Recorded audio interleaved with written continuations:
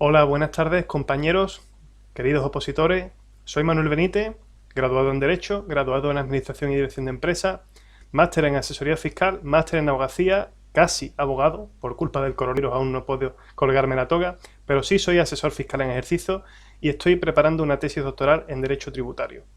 El objetivo de subir este vídeo para oposiciones online es ni más ni menos que ayudaros a llevar adelante vuestro principal objetivo, que es ni más ni menos que conseguir la plaza de técnico de Hacienda o de cualquier otra rama relacionada con la administración tributaria que pueda serviros de ayuda. Como veis en pantalla, hoy vamos a empezar a explicar el impuesto sobre el valor añadido. En una serie de sesiones que vamos a ir comentando, vamos a ir estudiando el impuesto sobre el valor añadido, pero también veremos el impuesto sobre la renta de las personas físicas y también veremos algunas cuestiones relativas a la Ley General Tributaria.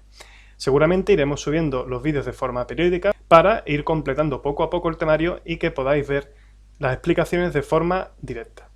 Entonces, sin más dilación, hoy empezamos con el impuesto sobre el valor añadido, como tenéis en pantalla, y basaremos nuestra explicación, como aquí se indica, en el manual de IVA de la Agencia Tributaria publicado para el año 2019. Hemos elegido esta fuente bibliográfica porque entendemos que es de dominio público, es gratuita, todos podemos usarla, es accesible para todos y está bien. No es un manual doctrinalmente completo, no es un manual que podríamos decir profundo en cuanto a ideas, pero sí es verdad que nos da los aspectos prácticos más importantes para poder tener una visión general del impuesto sobre el valor añadido. Pues como decía, vamos a empezar viendo el índice que vamos a tratar. En primer lugar, ¿qué es el IVA? Obviamente no podemos empezar a tratar el impuesto sobre el valor añadido sin saber lo que es el IVA. Hablaremos también un poco sobre el funcionamiento general del impuesto, veremos un poco el esquema general, también la cuestión territorial, muy importante en el país en el que vivimos, España, como sabéis, descentralizado política y jurídicamente, y trataremos de delimitar o de diferenciar el IVA respecto de un impuesto muy parecido, que es el impuesto sobre transmisiones patrimoniales y actos jurídicos documentados, pero que no es el mismo impuesto, obviamente. Entonces tendremos que diferenciarlo para ver cuándo se aplica uno, cuándo se aplica otro y en qué momentos pudieran solaparse. Bien, para esto, como decíamos, nos basaremos fundamentalmente en el manual de renta, como he dicho antes, pero sobre todo nuestra base de estudio, a mí me gusta muchísimo, no estudiar por manuales, estudiar por la ley directamente. Usaremos fundamentalmente las referencias que haremos a lo largo de este curso, será la Ley 37.1992 de 28 de diciembre del impuesto sobre el valor añadido y su desarrollo reglamentario en el Real Decreto 1624/92 por el que se aprueba el decreto del valor añadido. También es muy importante que tengamos en cuenta que en ocasiones a lo largo de este curso iremos haciendo referencia a la doctrina emanada de los órganos administrativos, que son la Dirección General de Tributos o los Tribunales Económicos Administrativos, sobre todo el Tribunal Económico Administrativo Central, que es el TEA, que que nos aparece aquí en pantalla. Y por último, también mencionaremos la doctrina judicial o jurisprudencia, como se suele decir, emanada de los órganos jurisdiccionales ordinarios o también del Supremo, que es la que emite jurisprudencia en términos propiamente dichos, sin despreciar o incluso teniendo en bastante consideración la doctrina emanada de los órganos de la Unión Europea, del Tribunal de Justicia de la Unión Europea, porque, como a continuación explicaremos, el IVA tiene repercusión internacional y sobre todo europea. Bien, como decía antes, hilando con la diapositiva anterior, el IVA es un impuesto español, es un impuesto regulado por una ley española, pero que tiene su origen en una directiva de la Unión Europea del año 1992, que es una directiva que armoniza en toda la Unión Europea el sistema fiscal o el sistema impositivo indirecto que grava el consumo. En otras palabras, existen unas normas mínimas que todos los países de la Unión Europea tienen que cumplir respecto de la tributación al consumo, respecto del IVA. No me voy a extender más sobre esto, pero quiero poneros un pequeño ejemplo. Si nosotros estamos en España, podemos viajar a Portugal o a Francia, que son nuestros países vecinos. Si vamos a Portugal, por ejemplo, y compramos unas toallas, tendremos que pagar el precio del producto más el IVA. Si vamos a Francia, tendremos que pagar el precio del queso o el champán francés más el IVA. El esquema de liquidación y el funcionamiento general va a ser exactamente el mismo, o al menos básicamente el mismo, con pequeños matices que cada estado habrá introducido. Pero la lógica y la sistemática es la misma debido a que es la directiva europea la que establece el general funcionamiento del IVA. Y luego son los estados los que a través de sus leyes, como hemos hecho nosotros en España, los que establecen la normativa reguladora concreta. Entonces, una vez tenemos este esquema general y sabemos que la madre del IVA es la Unión Europea, ni más ni menos, entramos en ver los detalles concretos. ¿Y qué es el IVA? Pues, ¿qué es el IVA? Viene definido, como en casi todos los impuestos españoles, en el artículo 1 de su ley. Y el IVA se define como un impuesto de naturaleza indirecta. Y es un impuesto de naturaleza indirecta porque no grava en sí mismo algo, no grava una manifestación de capacidad económica pura o directa, o no grava una manifestación automática, podríamos decir. Podemos decir que lo que grava es un acto del cual se desprende una manifestación de capacidad económica. En este caso, el IVA lo que grava es el consumo de bienes y servicios. Dicho en otras palabras, déjenme ponerles un ejemplo. Yo puedo ser rico podrido, puedo tener muchísimo dinero, pero si yo no consumo, yo no pagaré jamás el IVA. En el impuesto sobre la renta de las personas físicas o el impuesto sobre el patrimonio, esto no es así. Si yo acumulo renta y riqueza, a pesar de que yo no la gaste, estoy pagando impuestos a través de ella, porque el mero hecho de obtener renta es el hecho imponible de la renta. Ese sería un impuesto directo, que grava directamente la renta, automáticamente. Sin embargo, si yo no consumo, si yo no realizo ningún acto de consumo que ponga de manifiesto mi capacidad económica, yo jamás seré sujeto pasivo o jamás seré contribuyente por el impuesto del valor añadido. Entonces, una vez tenemos claro en qué consiste básicamente el impuesto sobre el valor añadido, tenemos que tener en cuenta que el IVA tiene una dimensión nacional e internacional y que esa dimensión internacional se puede dividir a su vez en dos partes. Y eso nos da como resultado lo que vamos a ver ahora mismo. Y es que, en primer lugar, el IVA grava las entregas de bienes y prestaciones de servicio realizadas por empresarios y profesionales, como veremos a continuación, en el desarrollo de su actividad, que se produzcan, añadiría yo, dentro del territorio de aplicación del impuesto. También gravan las adquisiciones intracomunitarias de bienes. Amigos, adquisiciones intracomunitarias de bienes, es decir, las compras que hagamos nosotros a los países de la Unión Europea, que en general también son realizadas por empresarios o profesionales. Como veremos, no tiene por qué ser así. Y por último están las importaciones de bienes, es decir, las compraventas, o mejor dicho, las compras de productos o de servicios que vienen de fuera de nuestra frontera y a su vez de fuera de la Unión Europea. Entonces, podríamos decir en grandes rasgos que desde una perspectiva nacional se gravan los bienes y servicios, las prestaciones de bienes, las entregas de bienes y prestaciones de servicios, también las adquisiciones intracomunitarias, es decir, las compras dentro de la Unión Europea, y en tercer lugar las importaciones de fuera de la Unión Europea. Ahora vamos a ver el segundo punto, una noción general muy genérica de cómo funciona el impuesto, y hemos de decir, esto quiero que quede muy claro de cara a los próximos temas, que será el empresario o profesional el eje central del impuesto, porque será este, como veremos en los temas posteriores, no quiero centrarme en eso ahora mismo, será el empresario profesional el sujeto pasivo del impuesto, aunque no sea este el que tenga que soportar la carga económica, porque quiero decirles, amigos, que el IVA es un impuesto que se supone que para el empresario o profesional es un impuesto neutro. ¿Eso qué quiere decir? Quiere decir ni más ni menos que para el empresario o profesional le da igual o le debería dar igual el IVA, porque en sus compras va a soportar IVA, de ahí como aparece aquí el IVA soportado. Yo cuando como empresario compro materias primas o compro existencia o compro lo que sea, estoy pagando IVA, estoy soportando IVA. También cuando venda mis productos estaré repercutiendo IVA, estaré haciendo pagar a mis consumidores el IVA que corresponde en función de la ley. Por lo tanto, tenemos por un lado que yo soporto el IVA, es decir, yo pago el IVA que compro, y por otro lado, yo repercuto IVA, yo devengo IVA en las ventas que hago. Por lo tanto, la diferencia entre lo que yo he cogido y lo que yo he soportado será la diferencia a pagar a favor del Estado o a devolver o compensar en mi favor. O si las cantidades son iguales, cero, nulo.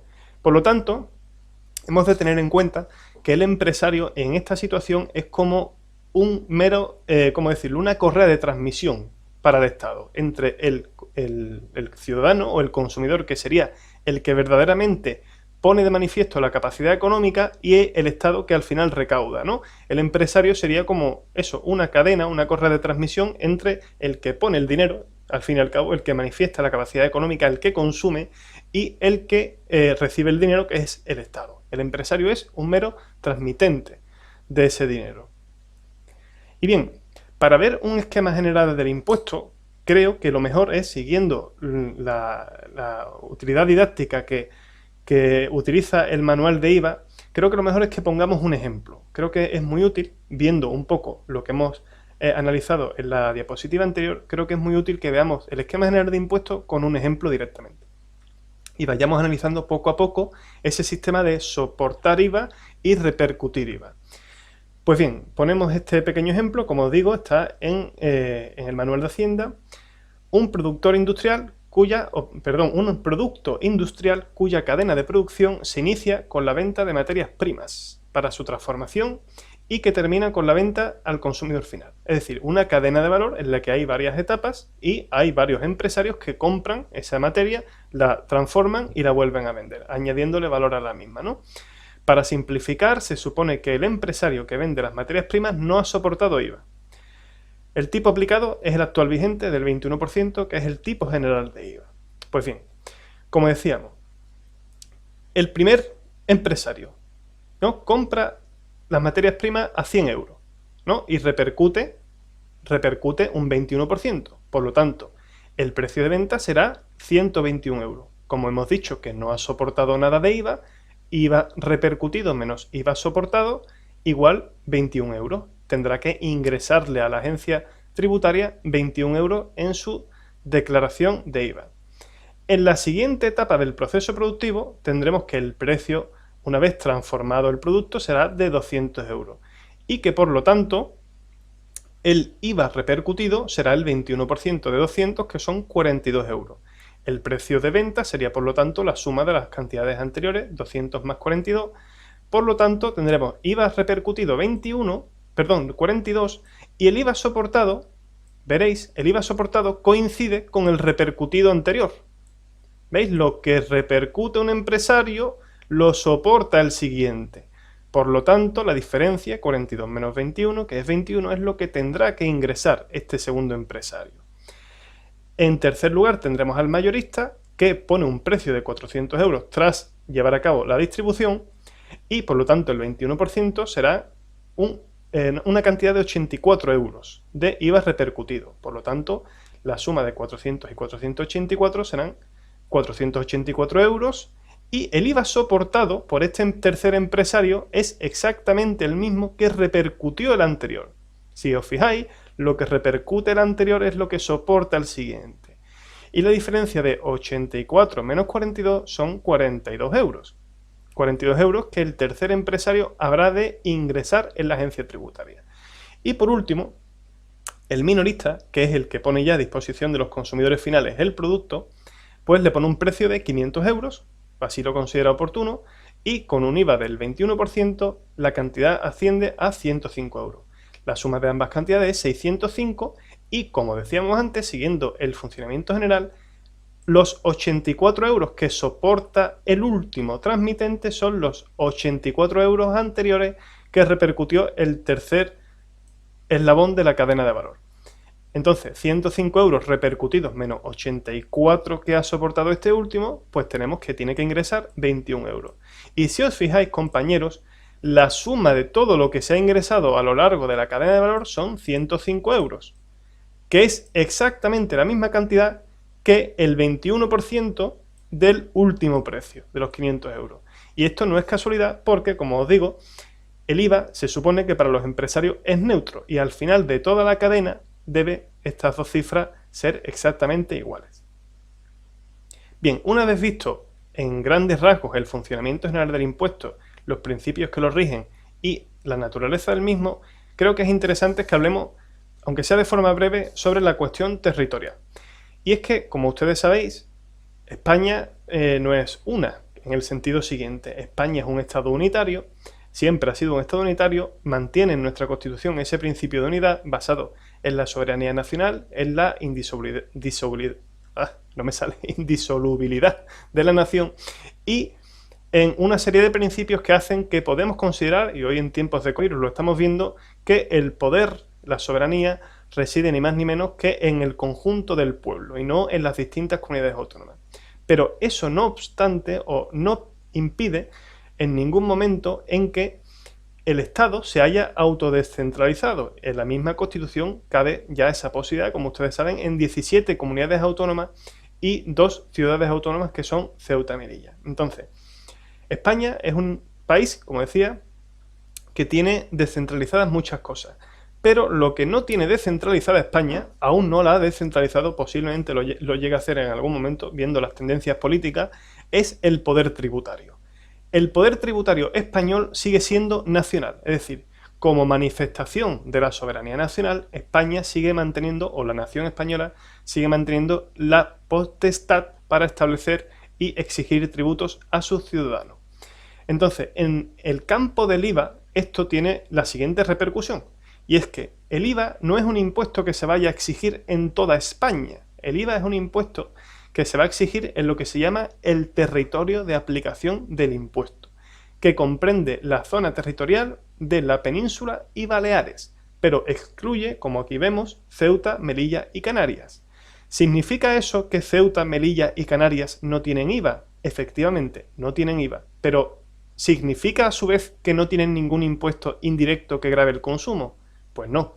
Ceuta, Melilla y Canarias tienen su propio impuesto indirecto que grava el consumo, que es un impuesto distinto del IVA. Por lo tanto, cuando desde la península o Baleares estemos comerciando con Ceuta, Melilla o Canarias, lo tendremos que asemejar, salvo honrosas excepciones, a exportaciones o a importaciones, a pesar de que estemos dentro del mismo país, que sigue siendo España. Pero a efectos del IVA, exclusivamente del IVA, tendremos que diferenciar Península y Baleares por un lado y luego Ceuta, Melilla por otro y las Canarias. Otro punto importante es lo concerniente al concierto vasco y navarro.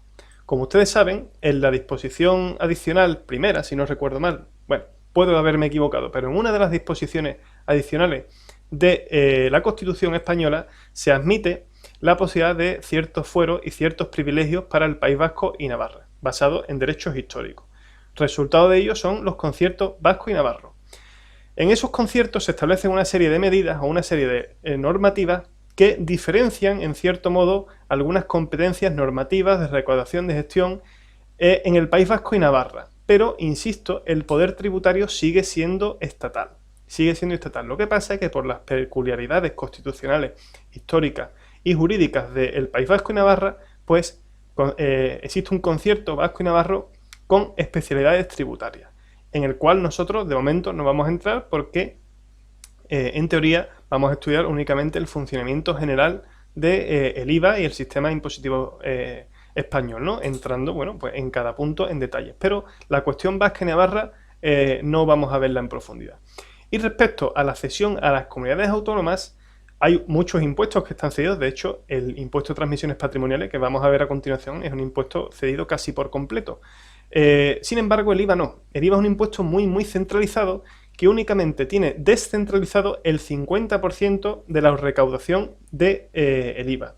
Es decir, si en Andalucía, de donde soy yo, por mi acento lo podéis adivinar rápidamente, se hacen operaciones por valor de 100.000 millones de euros, véase, en IVA, pues serían 100.000 millones de euros de IVA, a la Comunidad Autónoma de Andalucía le corresponderían 50.000 millones de euros y a la Administración del Estado, pues otros 50.000 millones de euros. La Comunidad Autónoma se lleva la mitad y el Estado se lleva la otra mitad. Y bien, por último vamos a ver, como decía, la delimitación con el impuesto de transmisiones patrimoniales y actos jurídicos documentados. El impuesto de transmisiones patrimoniales también es un impuesto indirecto que grava las transmisiones, como su propio nombre indica, las transmisiones patrimoniales, pero tiene una diferencia muy importante. Y está el transmitente. Si el transmitente es un empresario o profesional, el impuesto a aplicar será el IVA. Mientras que el transmitente, si es un particular, se aplicará el TPO. Y voy a poner un ejemplo, lo van a entender enseguida. Si yo soy un empresario inmobiliario que se dedica a la compraventa de bienes inmuebles y tengo un inmueble para vender, pues lo más probable es que ese inmueble lleve IVA.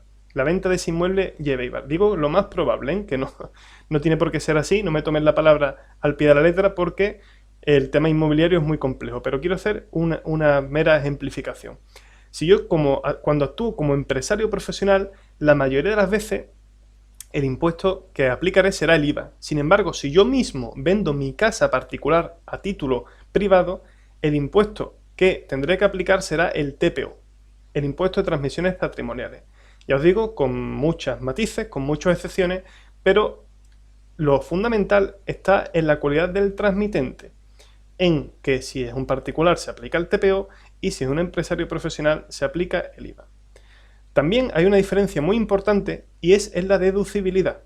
Y es que el IVA, como hemos visto en el funcionamiento general del impuesto, es un impuesto deducible para el empresario. Para el que lo soporta es deducible. Sin embargo, el TPO no lo es. El TPO no es un impuesto deducible, lo cual es un coste fiscal muy importante y rompe por completo el principio de neutralidad. Y existe una regla general en la cual existe incompatibilidad entre ambos impuestos, que está regulada, aquí no lo pone, pero está en el artículo 4.4 de la ley de IVA. Existe una regla general de incompatibilidad que se rompe en los supuestos de exenciones y supuestos de no sujeción, que cuando empecemos a estudiar las exenciones y los supuestos de no sujeción, junto con los hechos imponibles y tal, pues lo veremos con más detenimiento, ¿vale? Pero como principio general quiero que valga que son incompatibles, aunque hay momentos en los que se solapan. ¿Significa eso que se pagan los dos? No. Significa que jurídicamente se solapan, lo cual no implica que haya que pagar los dos, porque lo más probable es que estén, por ejemplo, exento de IVA y pague TPO, una operación X, la que sea. Se estarán solapando ambos impuestos, porque la exención jurídicamente significa que se está aplicando el impuesto, aunque no se está gravando, cuando el TPO sí se está gravando y se está pagando. Entonces, es posible que ambos impuestos se solapen, pero no se paguen los dos, sino que simplemente se pague uno de ellos. Y bien, hasta aquí el primer vídeo introductorio. Les agradezco completamente su atención y espero seguir subiéndoles vídeos, espero seguir teniendo esta tranquila clase de IVA y que podamos aprender mucho juntos. Un fuerte abrazo y nos vemos el próximo.